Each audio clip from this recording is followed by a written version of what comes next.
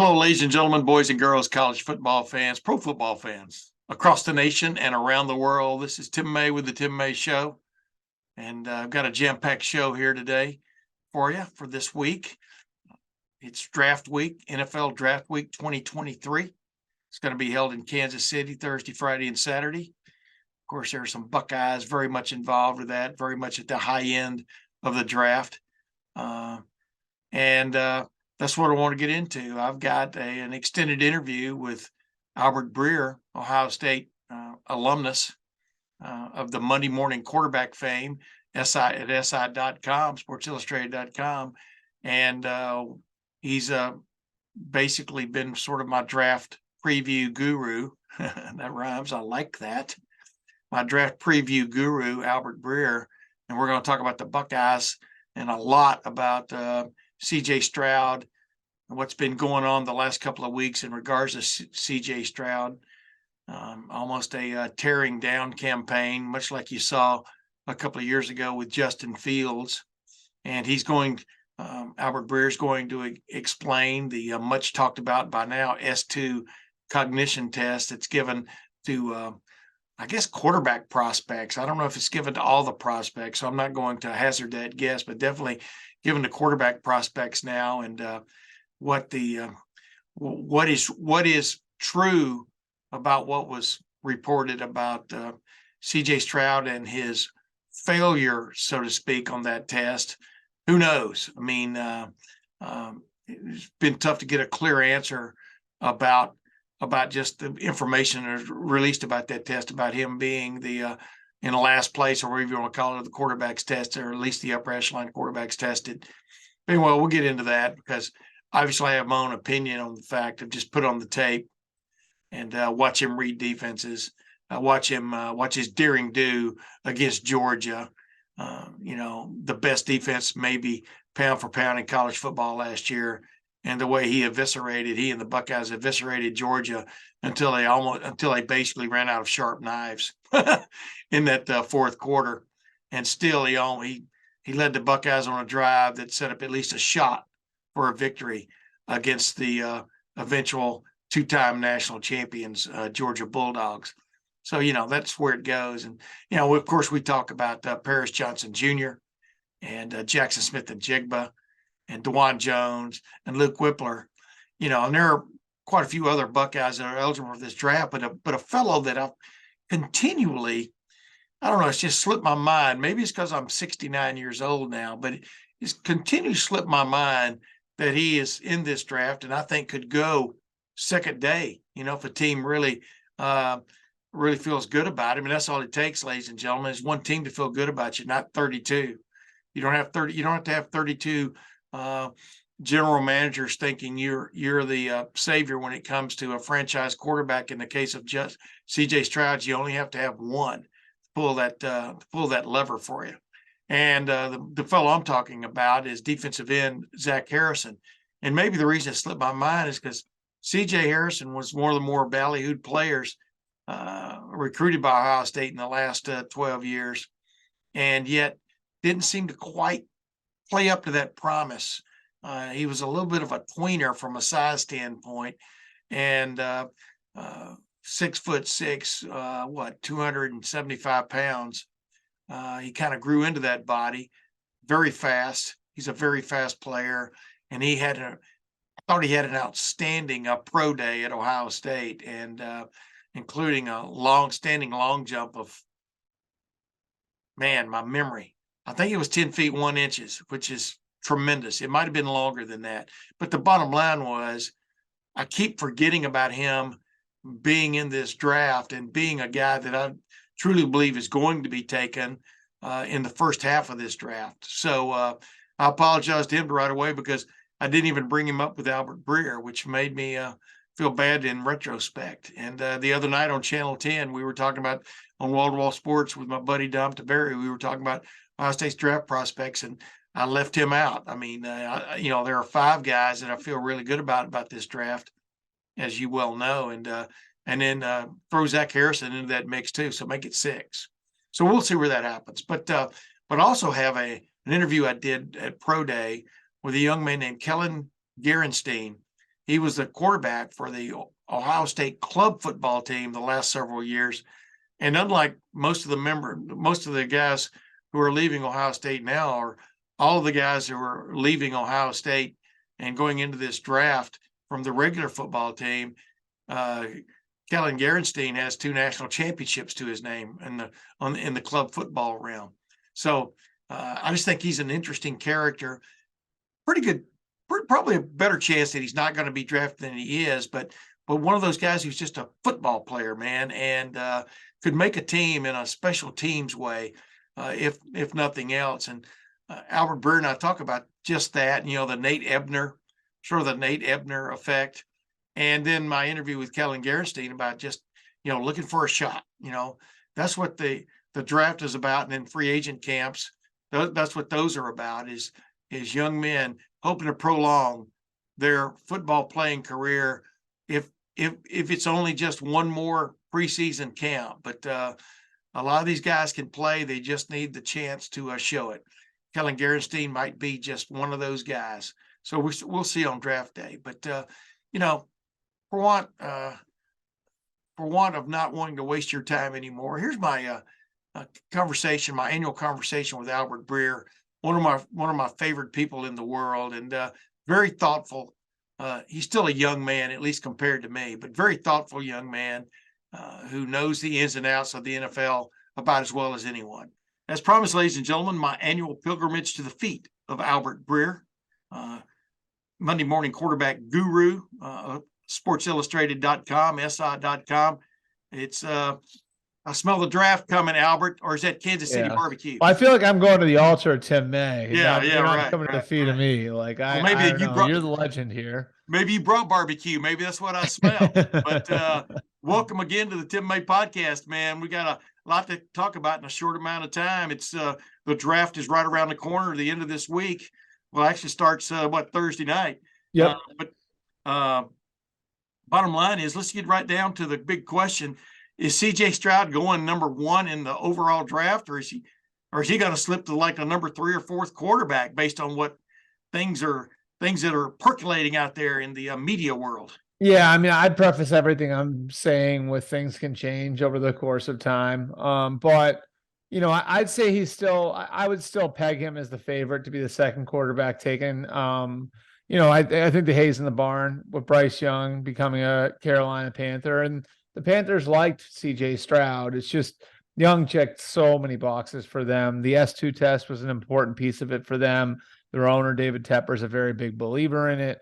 And he killed his meeting with Frank Reich. So I think when they traded up, the baseline for them was Bryce Young, and I think Bryce Young sort of held serve here. I think what happens with CJ sort of comes down to some philosophical things with the teams that are sitting there 2, 3, 4, 5. And for Houston, I think a big piece of this is who their head coach is and who their general manager is. And so you have a GM in Nick Caserio, who's never been part of a team in 23 years in the NFL, that's taken a quarterback higher than 62nd overall. That's when he was at the Patriots in 2014 with Jimmy Garoppolo. They obviously found the best quarterback of all time in the 6th round. And then you got a head coach in DeMeco Ryans, whose background is on the defensive side of the ball, who was part of a team in San Francisco that won with a quarterback situation that I would say was sort of all over the place. They did trade up for Trey Lance, but when they got to the NFC title game last year, it wasn't with Trey Lance as their starting quarterback. And they've been to 3 of the last 4 NFC championship games with Garoppolo and Brock Purdy as their quarterback. So, I think to some degree, Ryans has been advocating for them to at least look at the idea of taking a defensive player at number 2, whether it's Will Anderson or Tyree Wilson from Texas Tech. And then, if CJ gets past 2, then things get interesting, because I think there is at least some perception out there that the Colts could be the floor for CJ. I know he has some fans in that building. Doesn't mean they're going to take him, but has some fans in that building. Mm-hmm. And so, if you're a team that wants him, do you trade up with Arizona, who's desperately looking to get out of that number 3 spot, and they have Kyler Murray? Do you go up and trade with the Cardinals to get into that 3rd spot in the draft? So, my guess would be that CJ goes somewhere between 2 and 4 right now. But again, those things are subject to change, and you're sort of sitting here a couple days out, like, and there's still a lot of moving parts. So I would say, if I had to put an over under on where CJ goes his draft position, I'd probably set it at like 3.5. Yeah. And truth in advertising, we're recording this a couple of days before Tuesday. So Yep. a lot of things may have happened since you and I talked here. But it's always interesting to get a feel because it seems the landscape changes, and you worry about what's the difference between information and misinformation.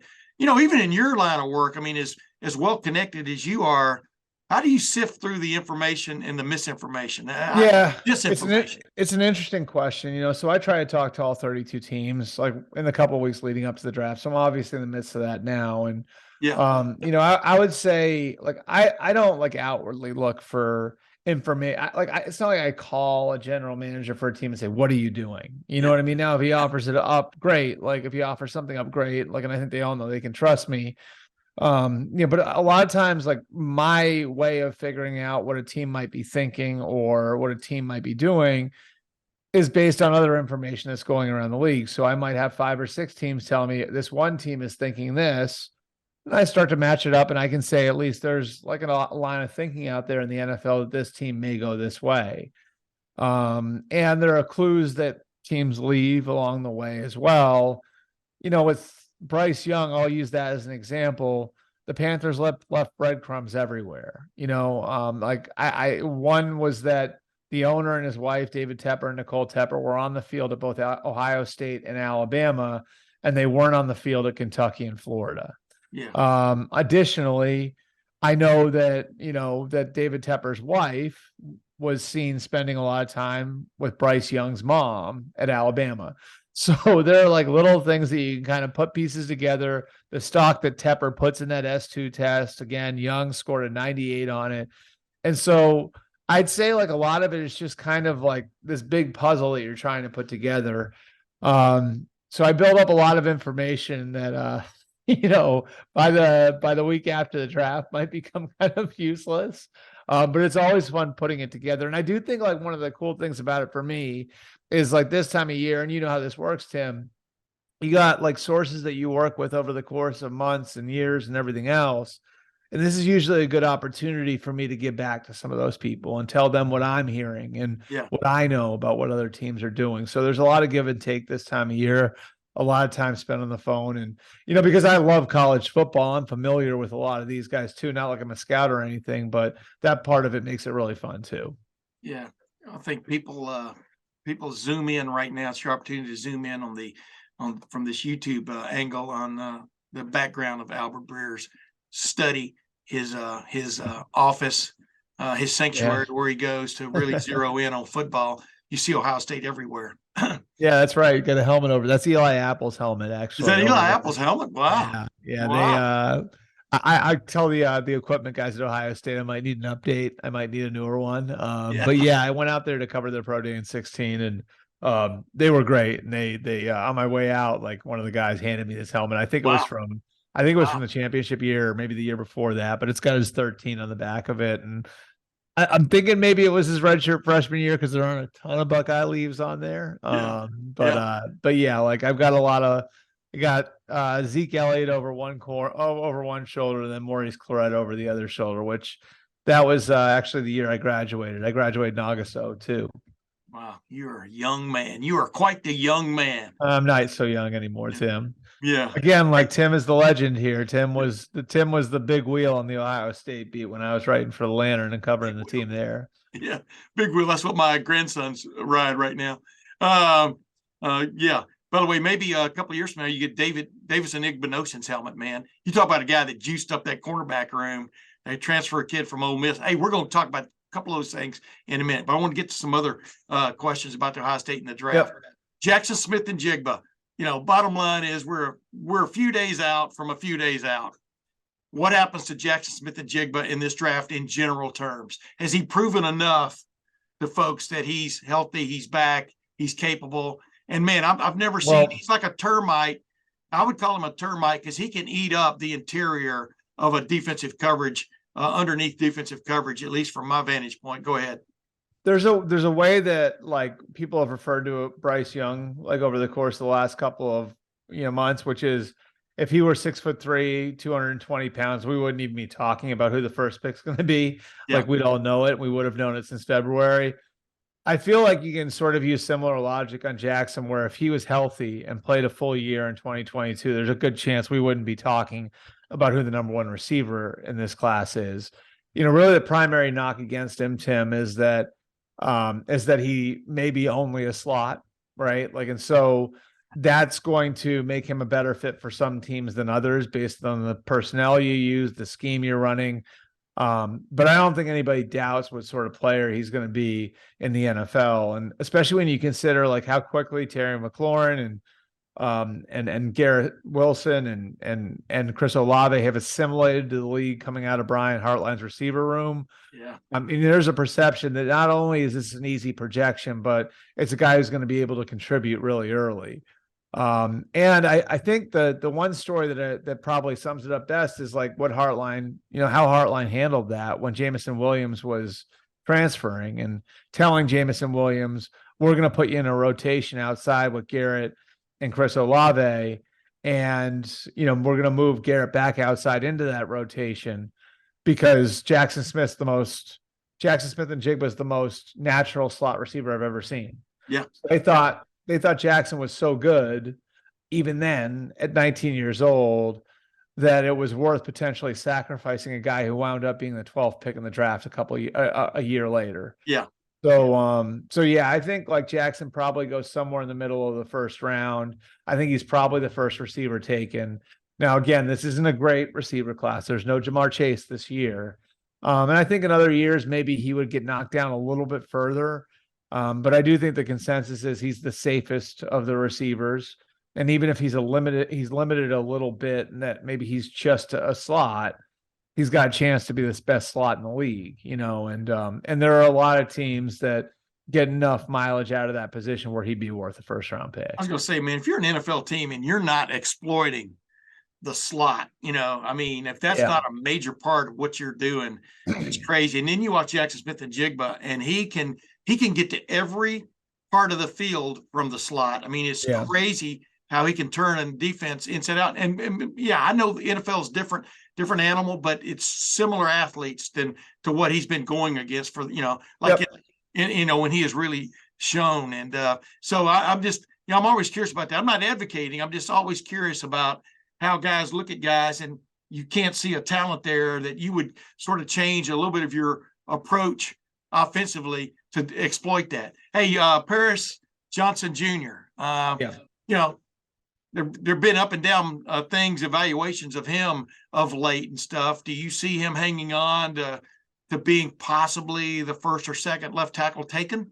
So I think he's like in this group. I think he's in this group of about 7 players, this is like non-quarterbacks. We take the quarterbacks, put them to the side for the minute for time being. 7 or 8 players. Well, I'd say 8 players, right? So I think the top group of players, the top non-quarterbacks, the 3 defensive players, Jalen Carter, Tyree Wilson, Will Anderson, the 2 corners, Christian Gonzalez and Devin Witherspoon from Illinois. Yeah.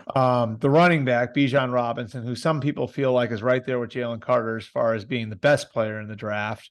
Now, positional value being what it is, maybe he slips a little bit.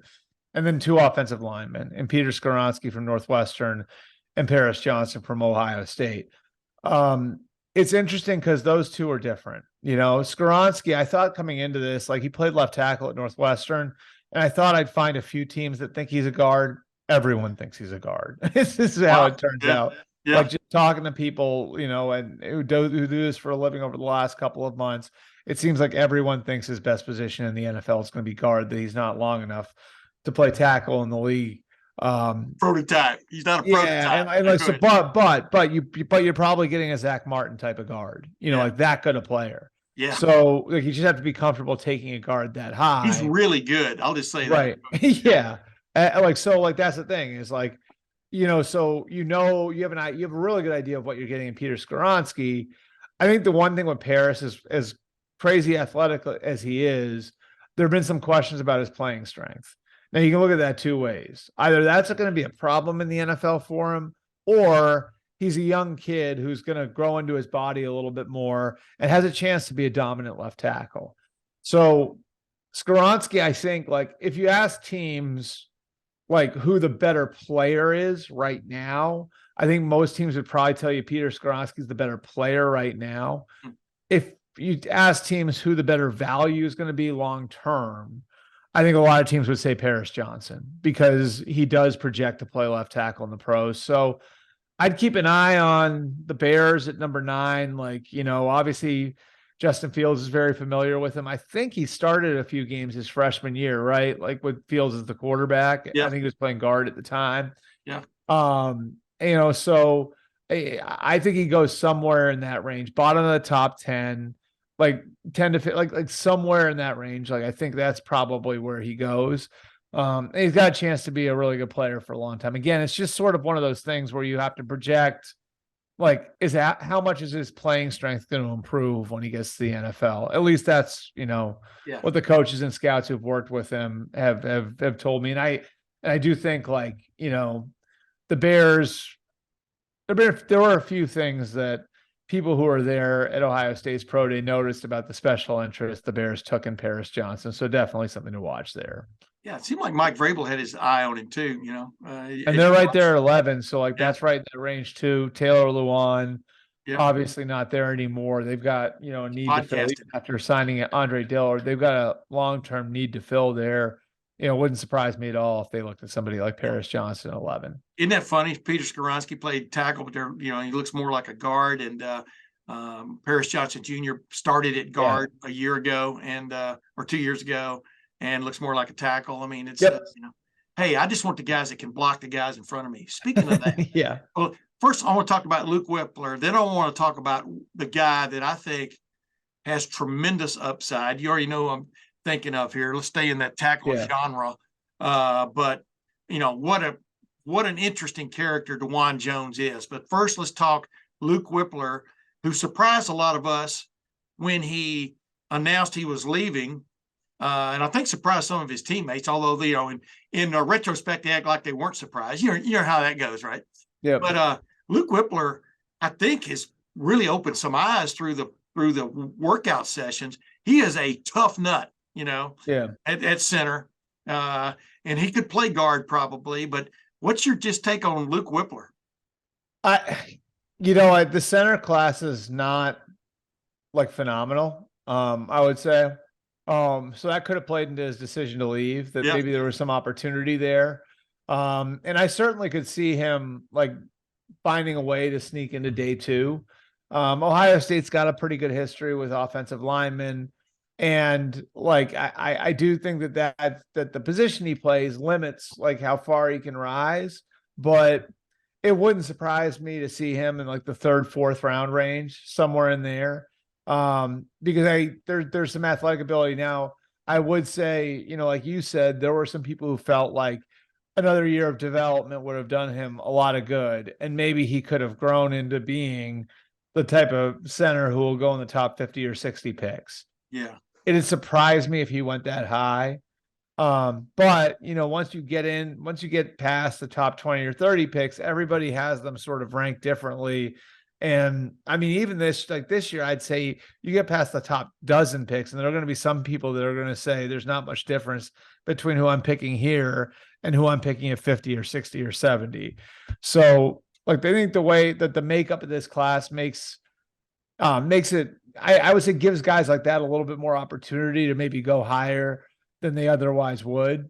You know, I still think Whipler is probably a 3rd or 4th round pick, but you know, where the extra year of development, you know, would have done him some good, the state of the center class. And then, you know, I think where the makeup of the class overall could help him go a little bit higher. Yeah, I think he's going to be a long-time pro, though. I mean, barring injury, I like the way I just kind of like the way he's built. And, you know, I don't know if you've met him or not. You got to just like the guy, man. He has you know, that New Jersey kind of like edge to him. It's like kind of cool to be around. You know, kind of like that Boston edge, you know, that Boston area. Right, Albert? DeJuan Jones in a nutshell. Well, you can't put DeJuan Jones in a nutshell.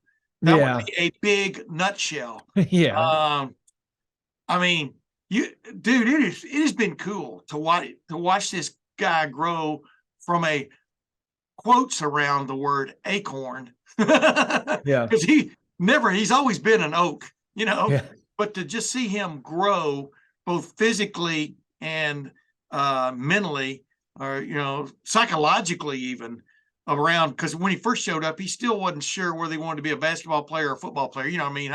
Those guys, a big guy like that holding sway on a basketball court, that's got to be intoxicating, but he did, and he's grown into a pretty good prospect. I mean, his measurables are what, 6'8", whatever it was, a wingspan like you wouldn't believe. His feet, he's finally, the last year and a half, has shown his basketball kind of feet. He has good feet and stuff. I think he's still looked at as a project to a certain extent, but I think he could be a surprise name in this draft. I think. That's my take. What's your take on DeJuan Jones? Yeah, I mean, he certainly has stuff you can't teach, which is the size, the length, all of that. Like, so I think that protects his stock. Now, like, if I'm not mistaken, he didn't weigh in at Ohio State's pro day, right? I don't remember. I don't think he did. I think. Yeah, I think there's some questions about that. Like, and a lot of times the issue a guy like that'll have, like, you get into the process and now all of a sudden you weigh, say, 375 or 390 or 400. Yeah. Like, it doesn't just become a question of like what weight you're going to play at. It like becomes a question of what have you been doing? Have you been keeping yourself in shape when you're in the midst of what boils down to being the biggest job interview of your life? And that, like, your one job right now is to be in shape and be ready to roll. And so I think there are some of those questions with him as pertains to his weight. But like, I do think like the size, the athleticism for the size, those sorts of things protect his stock. So will he go in the first round? Probably not. Yeah. But I don't see him lasting like very long on Friday night. Like, I think he'll go pretty early in day 2. And he's sort of like, I think reflective of a lot of the offensive line class and the tackle class in general. Like I said, Skoronski, do you feel comfortable playing him at left tackle, or is he a guard? And if he's a guard, do you feel how high do you feel comfortable taking a guard, right? Paris Johnson, do you think he's going to continue to develop into his body and get stronger? He's the one guy who's like a prototype left tackle. Roderick Jones, there are some questions about his length and, to play tackle. Darnell Wright was a fantastic right tackle at Tennessee, but is he just a right tackle? And if he's a right tackle, like how high do you feel comfortable taking a right tackle? So like with each of these guys, there are those questions that are floating around. And I think that sort of makes all of this fascinating. Like, you look at like what Kansas City did. Like, Kansas City is a team that I think could be, if there's a team that like could reach on him at the end of the first round, maybe it's the Chiefs. The Chiefs have skewed towards bigger linemen more recently. They've gone to more gap scheme, which, for those who don't know, is more of like a bully ball type of scheme. Yeah. And they've become more physical as an offense. And they went and they signed Juwan Taylor to be their new left tackle from Jacksonville. Now, he played right tackle in Jacksonville, but they're saying, all right, we're going to try him at left tackle. And really what they've done is they've built in the flexibility where they looked at the draft class and said, well, maybe the guy that we think is best for us at the bottom of the first round is a right tackle. And if he is, we want to have the flexibility to take that guy. Maybe it's DeJuan Jones. And now you've got a supersized pair of tackles in Taylor and DeJuan Jones. So I think that's the way teams are sort of looking at the group of offensive linemen. It's an imperfect group of offensive linemen, and there are strings attached to each guy. I think with DeJuan is, he play like, is he strictly a right tackle? Probably at his size, right? And then what weight is he going to play at, and is he done enough to kind of keep himself in shape through the process? I think they're fair questions to ask, and they're ones that NFL teams are asking. Sure. Absolutely. And, here's the thing though, man, when I'm looking at NFL, when I'm looking at drafting somebody in the National Football League, I want to put on Luke Whipler's video against Georgia. How did he do the times he got against Jalen Carter, when they were running stunts and stuff? Yep. You will be, I think, impressed by the way he handled a guy that could be one of the top 7, 8, 10 players drafted. And same thing with DeJuan Jones against Georgia. and their defensive front. I thought he had a really good game for the most part. And then Paris Johnson Jr., same thing. I mean, it's It that's seemed the like they best all against. did. Like, yeah. Forget I mean, about what he did Marvin too. against. Yeah, Marvin too, right? Wait, what'd you say? Marvin too, before he Oh got yeah, hurt, yeah, yes. on the BS But he's not in this non-call. draft. Huh? Hey, Albert, you weren't at Ohio. Were you at Ohio State on pro day? I'm trying to remember. I was not, no. Yeah, I know. Not One of this the few year. times you've ever missed. But yeah, dude, it's obvious who the Marvin Harrison Jr. should be the first guy off the board, barring injury. Yeah, somebody told me It's stupid how good he is. Somebody who was there, like a scout who was there, told me like watching him run route. It was like Yeah. watching a Ferrari. Yeah, what I mean? retweeted Like, you. Yeah, yeah. I mean, he is. I mean, I will say this: like, I'm not saying this because all the stuff that's on my wall behind me here, like, yeah, you get the feeling that he's going to be sort of viewed in that, like Julio Jones, AJ Green, Jamar Chase, like that sort of category. The ones that there aren't one of them every year. You know what I mean? Like, and I mean, I could tell you this, like, I think he got robbed in not winning the Blitnikoff because I think it was pretty clear who the best receiver in college football was last year. Let me interrupt you. He thought he got robbed too, which is, I think, very important. Now go ahead. Yeah, Jalen Hyatt's a nice player, but he ain't Marvin Harrison Jr. Yeah, I'm with you. But no, you're right. And Emeka Egbuka is a guy that's really coming on, and we'll he had to miss skip spring, and Julian Fleming is the guy who was number one receiver in the class 3-4 years ago, and we'll see where he comes on. He need to get to partake in the spring, but then Carnell Tate. But hey, real quick before we move to that aspect of it, and then we'll get out of here. Is there anybody else from Ohio State that you've got your eye on in this draft? I mean, I'm kind of hitting you sideways there, but go ahead. Well, let me think. I'm not even going to name names because I think there's like Ronnie Hickman left with some. I mean, Ronnie Hickman. I mean, I like Teron Vincent is in the class, right? Yes. I mean, there's no corners, right? No receiver. God, we must have a lot coming back. They do, man. At the skill spots, it's crazy. It's really we must have a lot coming back because I'm kind of like going through it in my head. Yeah. You mentioned like Whipler and Paris and Dewan and CJ and I mean Stover could have come out. He's back. Like like there's a lot of talent coming back. So I mean, I'm just sort of drawing blank. Like Cam Brown would be one, right? Yeah, Cam Brown, but he probably gets drafted somewhere on day 3. Yeah. I mean, he's a guy that didn't have I don't think he had enough tape, of being there. He was hurt so much. Yeah. But he was like one of those guys that was just so physically gifted, like that maybe he seems like the type of guy like where some team could look at him and say, like, well, let's like look at the physical and the athletic profile and. Maybe we believe, taking him late in the draft, like that he can wind up being a better pro than he was a college player because of all the time he missed in college. Or serve, he could serve as special teams and and a spot defender, occasionally. You're right. I mean, make yourself valuable, as the old saying goes, right? Hey, real quick, you're an Ohio State fan, as everybody knows.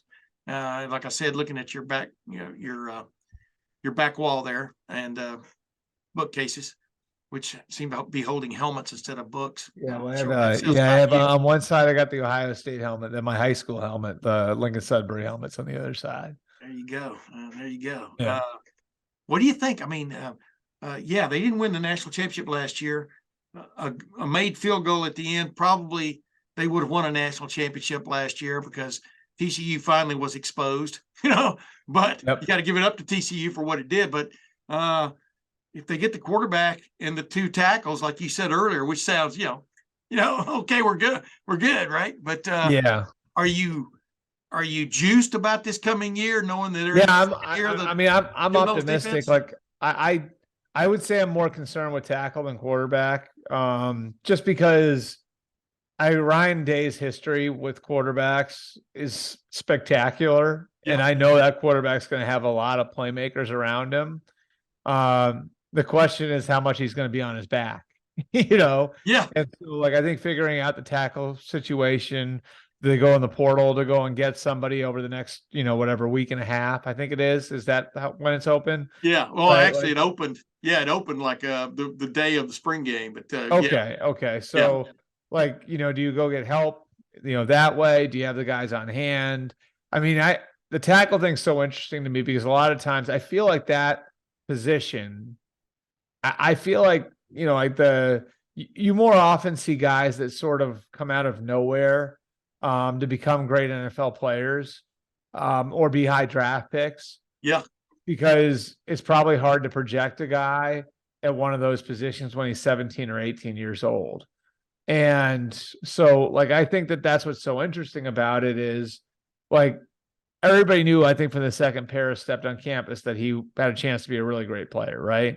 But DeJuan was kind of out of nowhere, wasn't he? Yeah. He was a three star that liked basketball more than football. Yeah. Right. So like that's what's going to be interesting to me is seeing, like, can they develop some of the guys? And, I Justin Fry obviously has some ties to the area up here where I'm from, and I know how well respected he is. And so, I think in a weird way, he becomes one of the key guys, like, Yes. organizationally for Ohio State too. So I'd say I'm more concerned with tackle than quarterback. And I think tackle could wind up being the swing factor.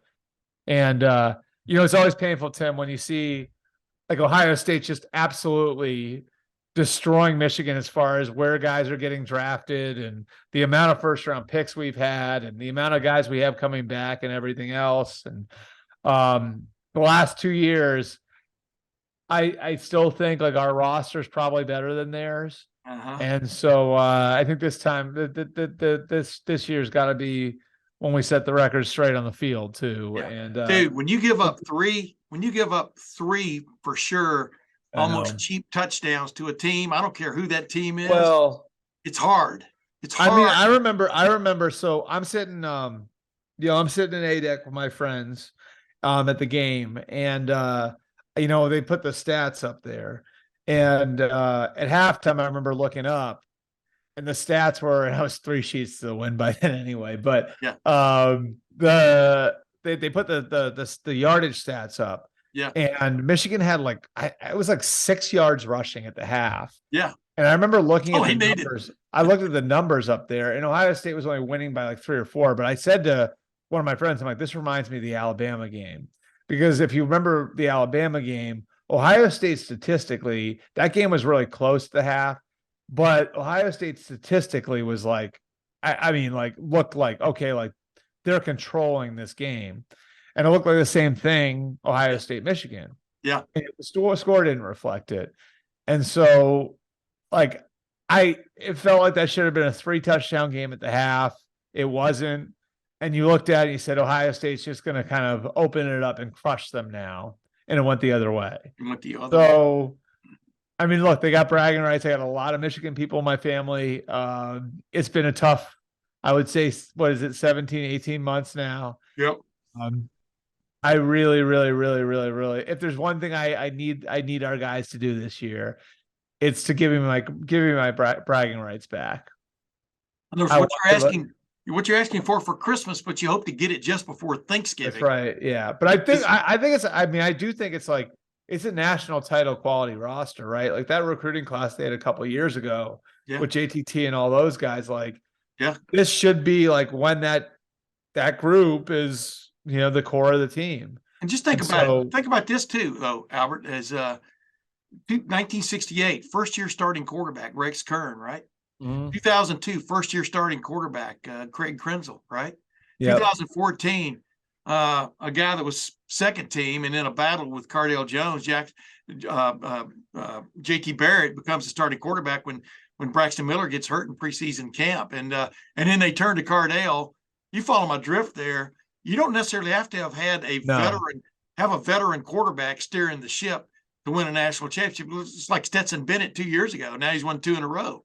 I mean, well, Mac Jones won at Alabama his first year starting. Kyler Murray won Heisman his first year as a starter. Right on down the line, like there's like lots of examples of guys who've had a lot of success as their first year starting as college players, especially guys who've been backups for a while. And obviously, both Kyle McCord and Devin Brown are gonna have been backups for a while. I'll put you on the spot. Who's going to win the job?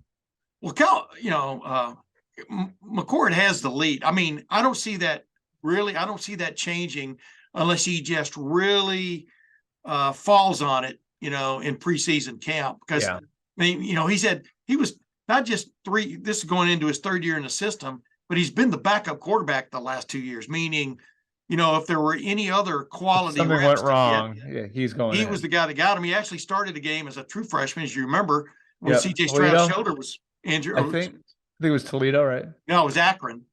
Akron. It was Akron, and they beat Akron. And like Urban Meyer and I talked about that, because Dwayne Haskins Jr. had that tape against Michigan in the second half in 2017. That was his trump card, against Joe Burrow. Otherwise, It was almost straight even. Well, that may be the trump card for Kyle McCord is the fact he's pretty good, number one. And number two, he has played a little bit more. And you're opening against a Big Ten foe, you're opening against Indiana at Indiana, and so all signs kind of point to him. But Devin Brown is talented, man. I mean, he's got that red, like slightly reddish hair that, he's got that little flair about him. He's got to change his number, though. Yeah. Well, he wants to keep 33. So got to put him in a single digit. Yeah. But got no swag wearing 33 at quarterback. Yeah. He's so good. They gave him his number 11 times, 33 times, 3 times 11. Hey, real quick though, do you feel confident that this defense will bounce back? I mean, bounce back may not be the right word. I'm just trying to rise again. I think I saw somewhere that Jim Knowles' defense, like everywhere he's been, it takes a year or two. Yeah. They were hoping that wasn't going to be the case last year. Right. And it was, I mean, like that was the thing, is it sprung leaks, but there was like a lot of improvement in a lot of areas, and you'd hope like that whole thing, like where it springs leaks, is that it just hasn't settled in yet. And maybe it's the personnel becoming familiar with the defense, and Knowles becoming familiar with the personnel, and all those different things you've got to work through, and so, I mean, I look at the talent on defense, and I mean, I think it stands to reason there are going to be at least a few of these guys that you and I will be talking about next year, right? Like the Denzel Burks, the JT, Jack Sawyer, potentially, like Tommy Eichenberg, I think is probably an NFL player at middle linebacker, maybe Steel Chambers too. The interior guys, Hall and Tyleik Williams. You see like a lot of guys who should grow into NFL talents on that roster, and maybe some of them. I mean, I wouldn't surprise me at all if Tui Malolo and Burke were first round picks. I think they have the potential to grow into that. So I agree. It's going to be interesting to see like what it looks like in year 2 under Knowles. And you wish it could have come together better, and you didn't spring the leaks against Michigan and Georgia the way that you did. But you know what? They schemed them too, man. A couple of 3 of those big plays came out of the slot. You know what I mean? And that's why you saw cornerbacks getting shots at the slot cover instead of safeties. Well, I mean, I will say this: like it struck me. I understand like the idea of moving a safety. The safety plays over a slot a lot. Yeah.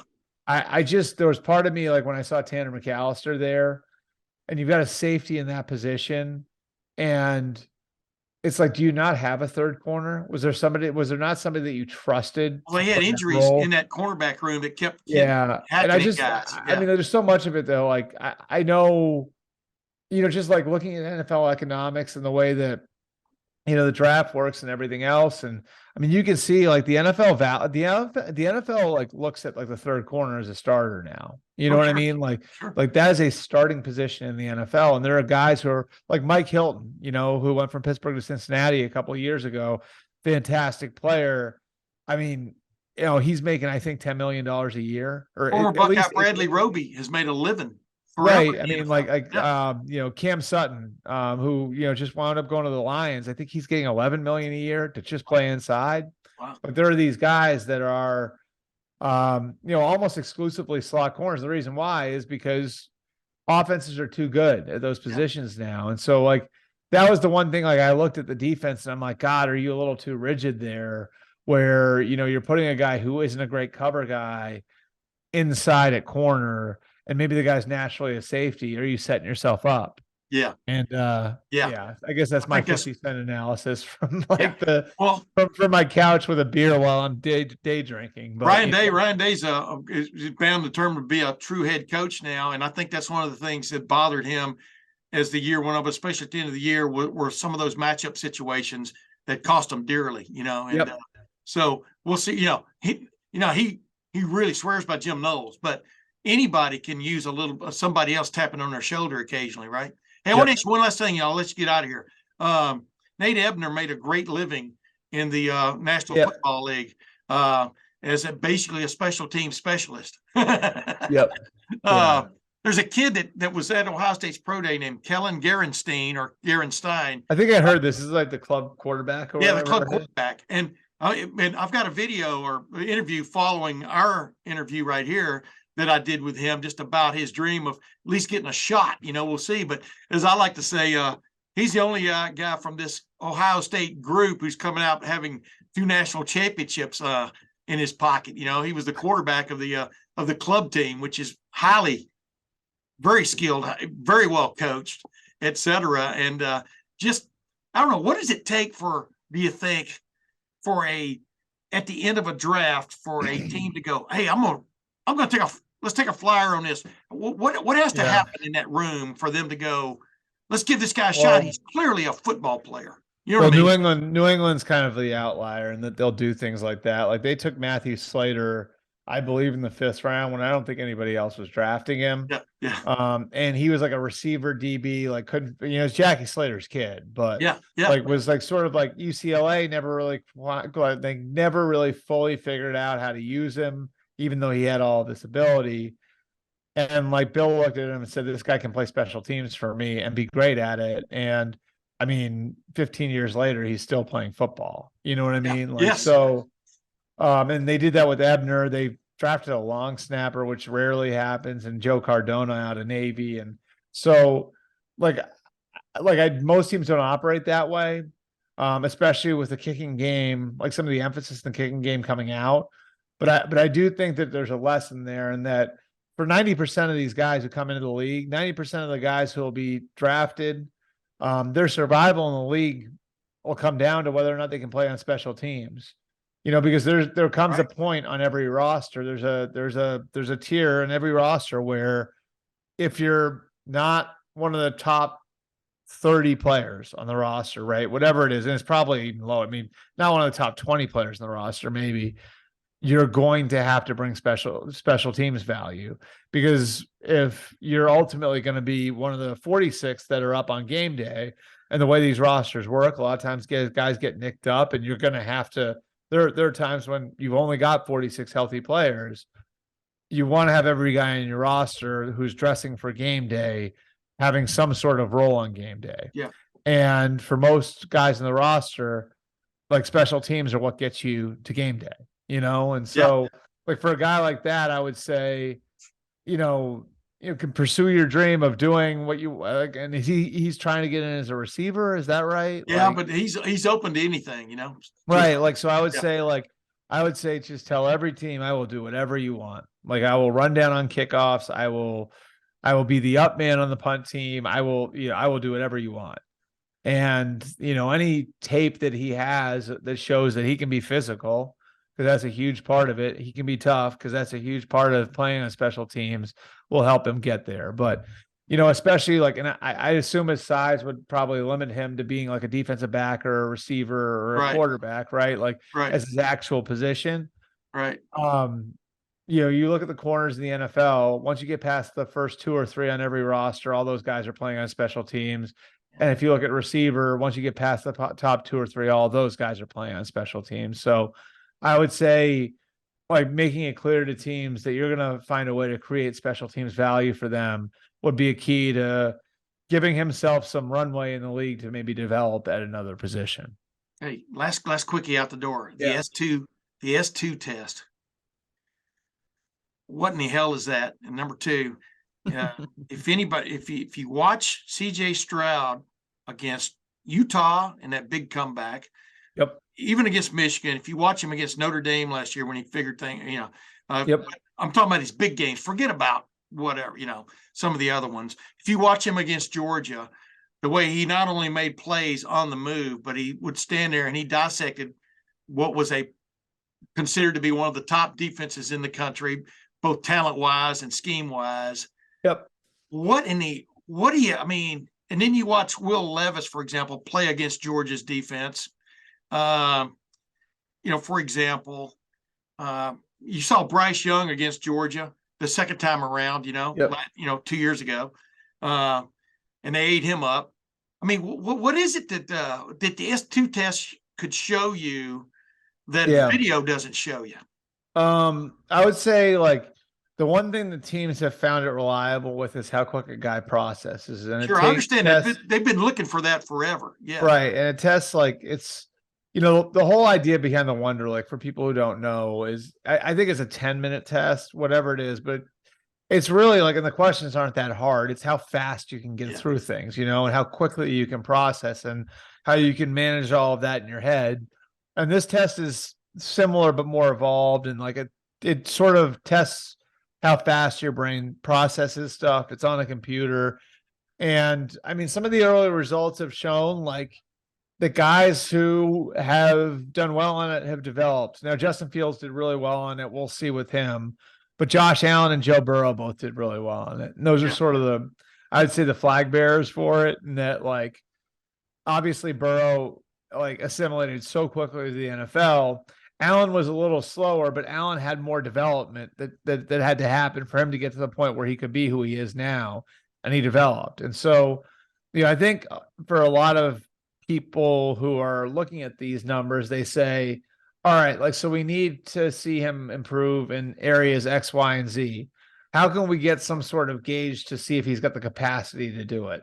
And this is a way that they found that they feel like is at least somewhat reliable in testing what a guy's capacity is for development. Yeah. And how much better he's going to get.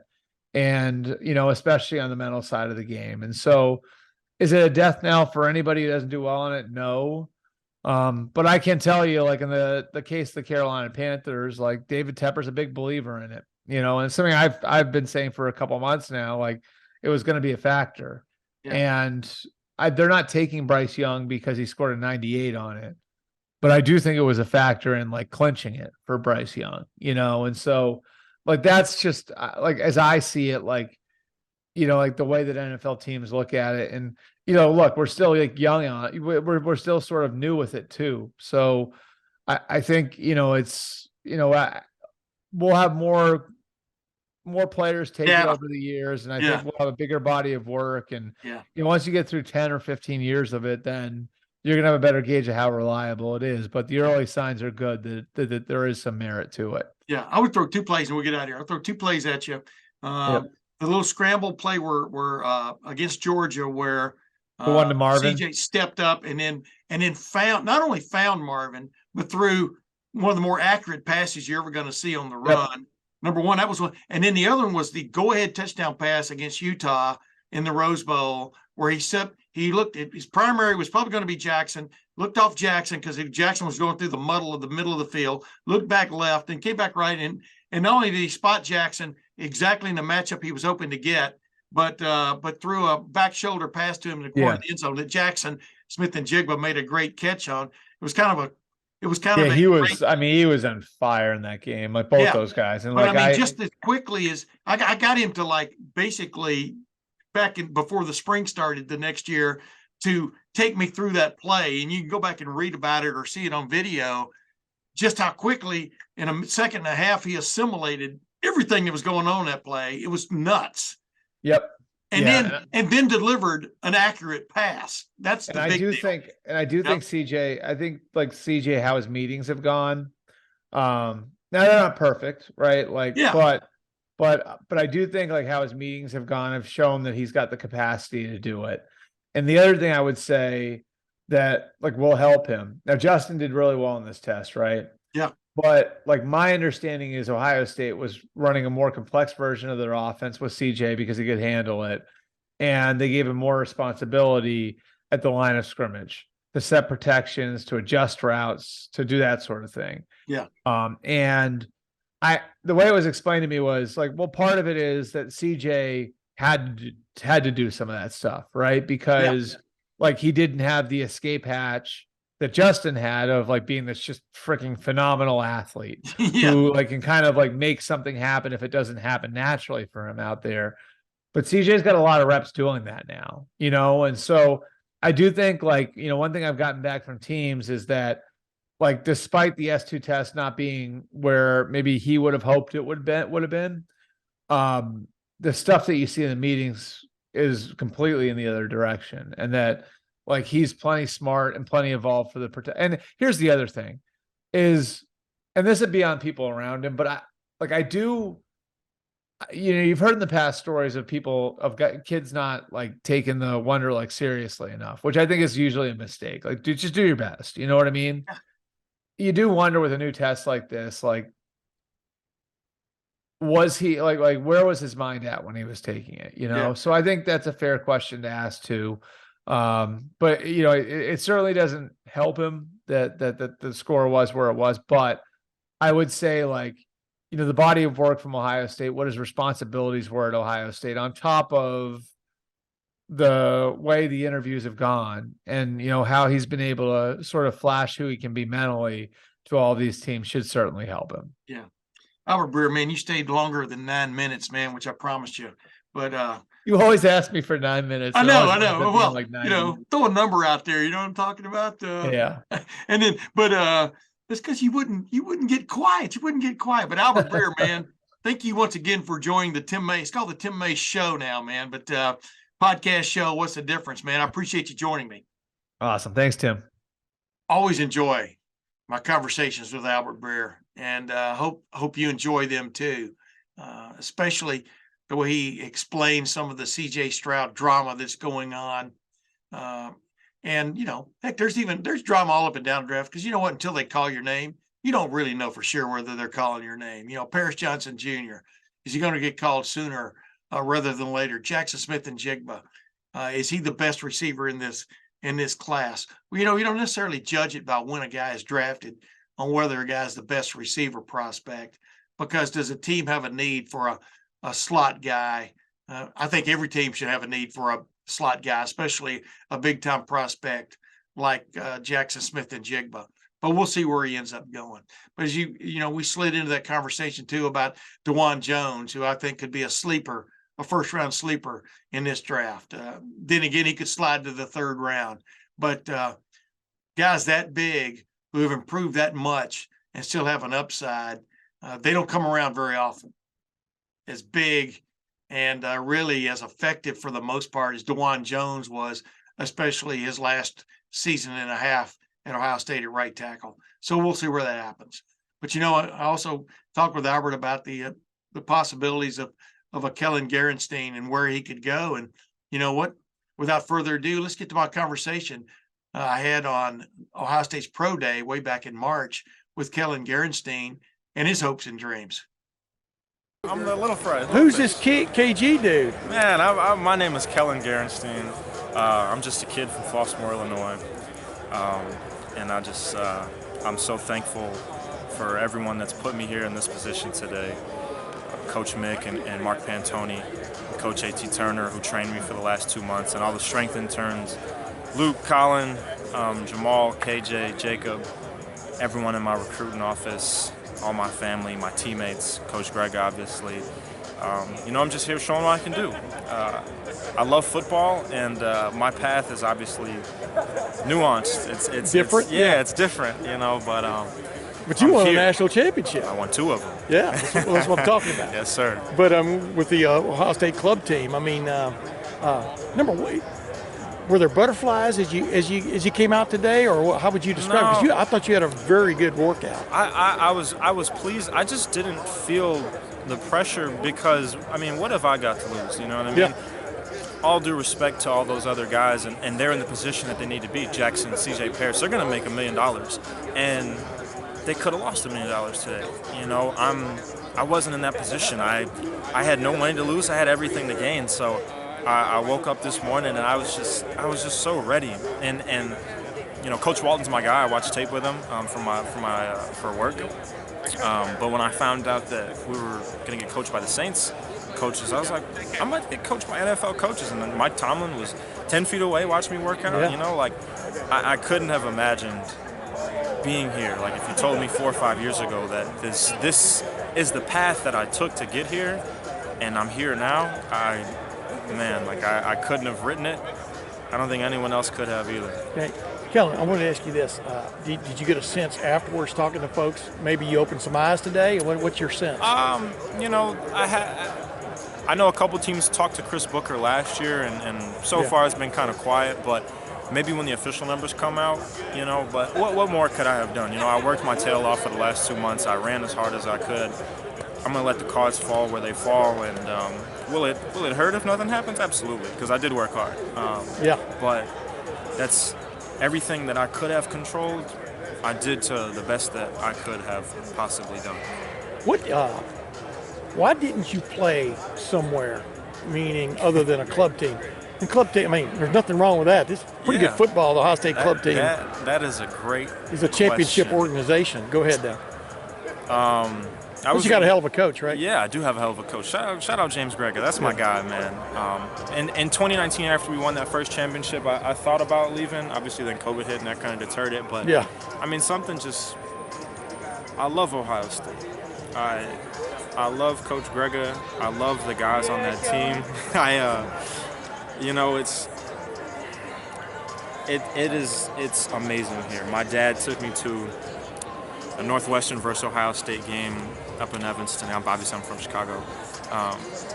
That was Troy Smith and Coach Hartline caught 2 touchdowns that day, number 1 in the country. I think the final score was like 54-10. I was a baby. I was like 7 years old. Yeah. I was 7 years old.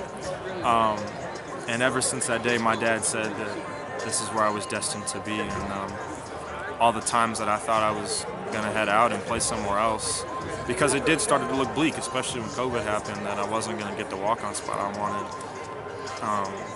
But man, like I created something, we created something in club that is just a path. It's something that I could have never thought I'd have been a part of. Just creating that culture and building the brand. I think that's so important, and I just became something a lot more than what I thought I was going to be when I stepped onto campus. Yeah, that's the big question. So did you help create a legacy? Did you leave a legacy? You know, and I think I did.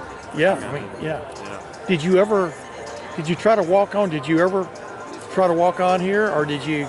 I tried for forever. The closest I got was 2019 in April, and story time. I met with Coach Yurchich, who was the quarterback coach at the time, and interviewed me, and I thought it went well, but I just, they didn't take me, which is fine. No hard feelings there. It happens. And for all that time, it wasn't until April of 2023 not 2023, 2022. Coach Hinton, I came for my last interview for my internship now. Coach Hinton, who was the original one who contacted me back in 2019, he came and got me from the door. So for 3 years, I thought I did something wrong. I talked too much. Something was wrong and I wasn't good enough. And I haven't told Coach Hinton this yet, but I will one day to his face. That made my day for him to come get me and tell me. I asked him, I said, Coach, why didn't you take me? Like, what happened 3 years ago? He said, you just didn't have a spot, but you were good enough. Wow. And those 4 words for me were, I called my dad, and I broke down on the phone because I was like, I thought I was stupid all that time for thinking that I could have made it here, but I wasn't. Yeah. I think today is more proof of that. Again, Coach Mick didn't have to let me work out here, and he did, and he let me do every drill and position drills. It was awesome. Man, I love it. I love football. Were you when you're trying to walk on with the football team? What were you trying to walk on as? I was trying to walk on as a quarterback. Yeah. And I think you're about the same size as Bryce Young. Yeah.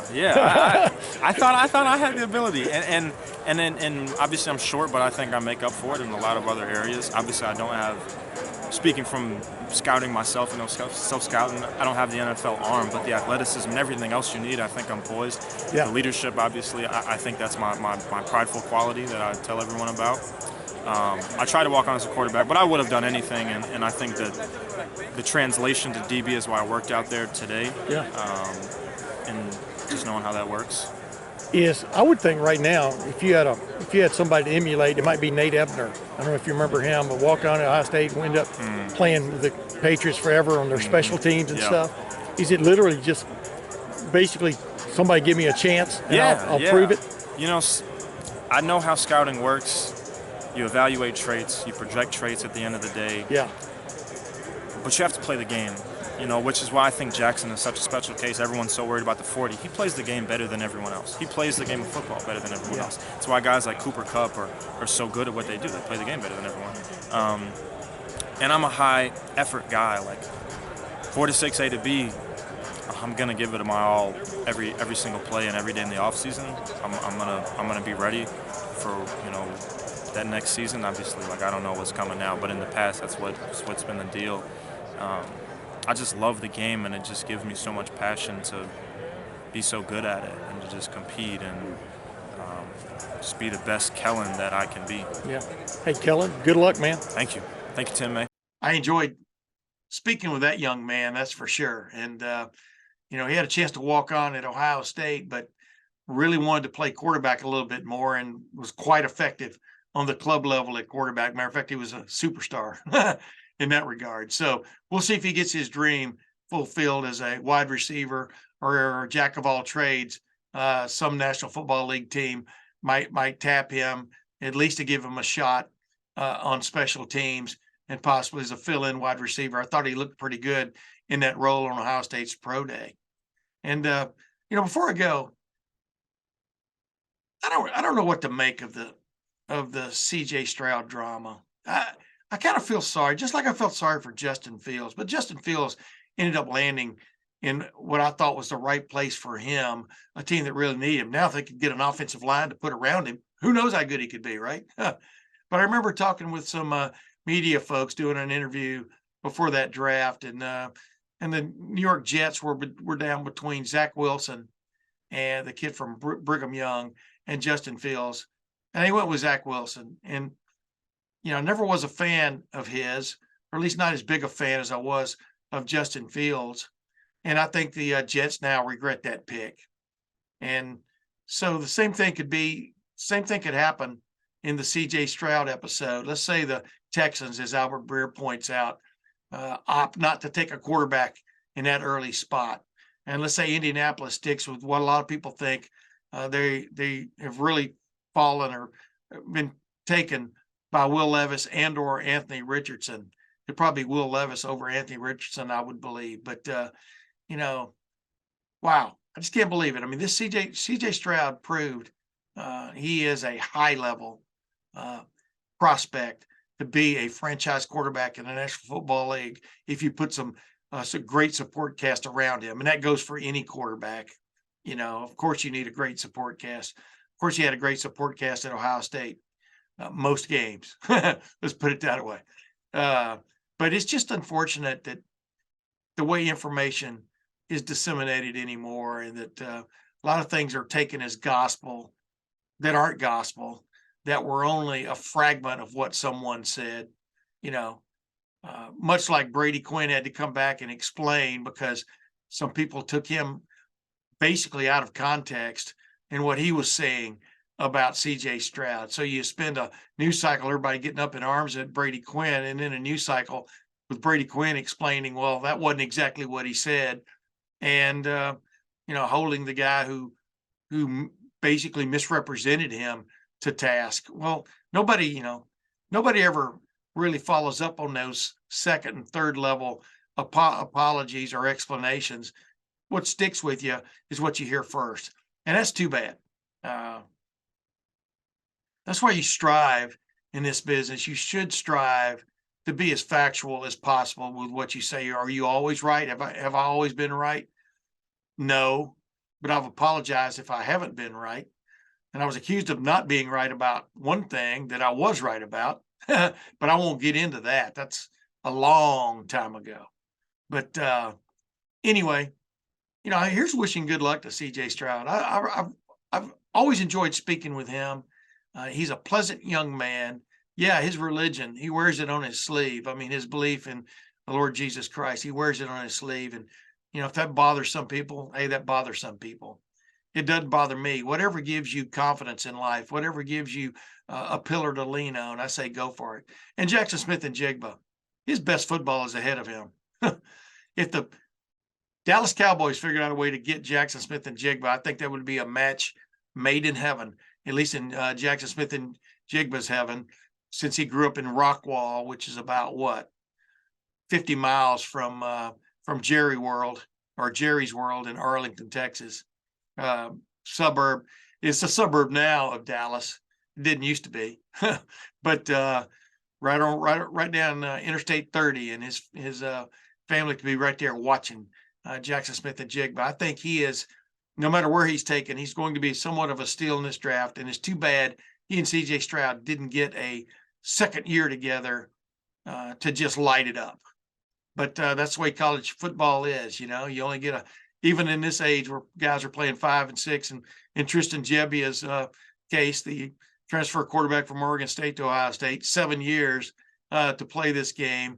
Then they have to move on one way or the other. So, but anyway, here's good luck to all the Buckeyes who are in position to get drafted this week, and especially to CJ Stroud, because I think he is a special talent that if he gets with the right team and gets the right team built around him, we'll be playing 12, 15 years from now. I could be wrong, but I doubt it. Anyway, until next week, this is Tim May for the Tim May Show. We'll see you then.